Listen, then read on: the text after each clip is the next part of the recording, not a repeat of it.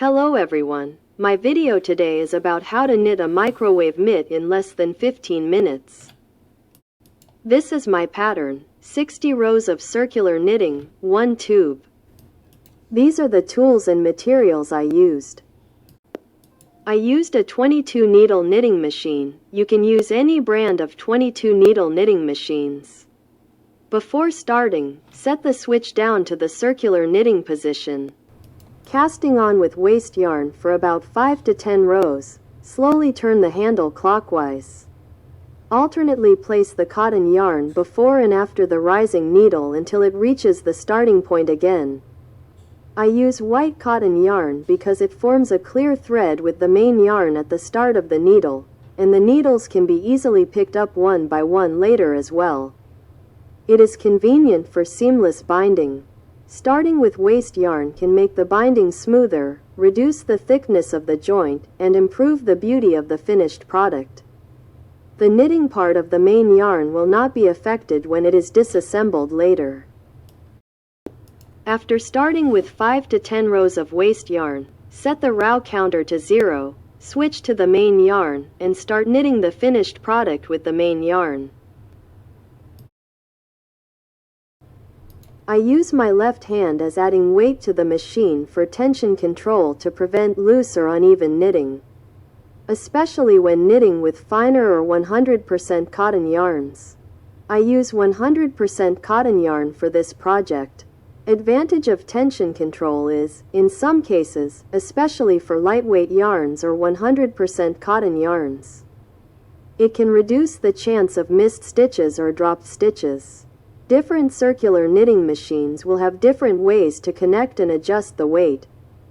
I personally highly recommend using your own hand as it is more flexible and can adjust the tension accordingly. Cast off with waste yarn. Be careful not to tie it with the main yarn. It will be more convenient to remove the waste yarns after project completed. Cut the cotton thread to about 30 centimeters long.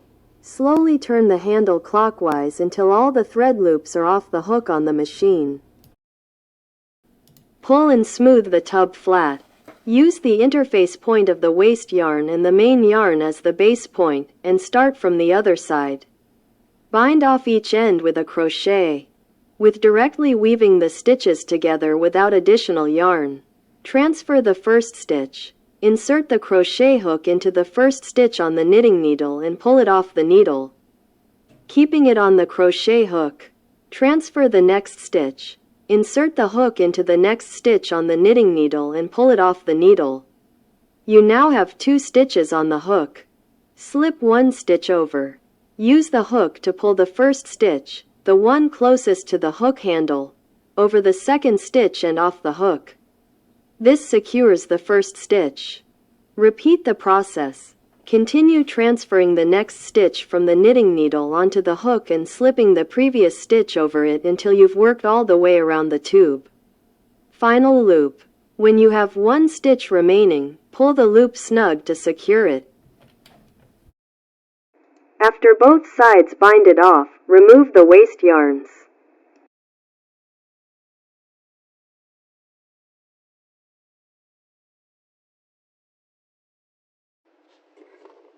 Mattress stitch. Prepare the edges.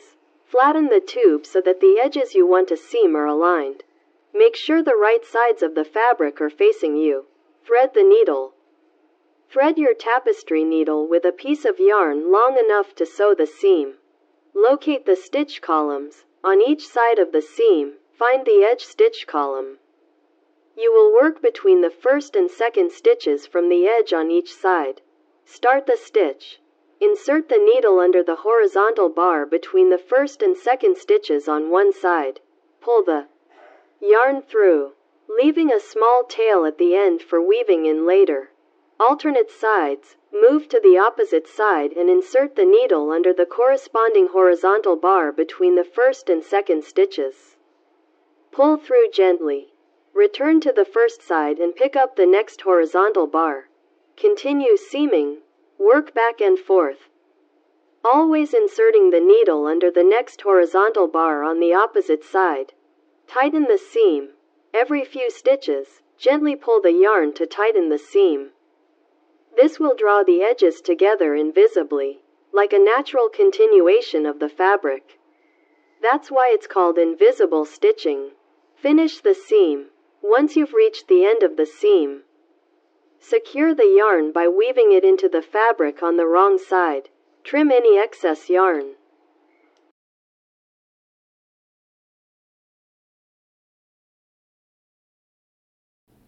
Now the microwave mitts are completed. The best microwave mitts I ever used, better than the fabric one I bought from the store. Simple and easy.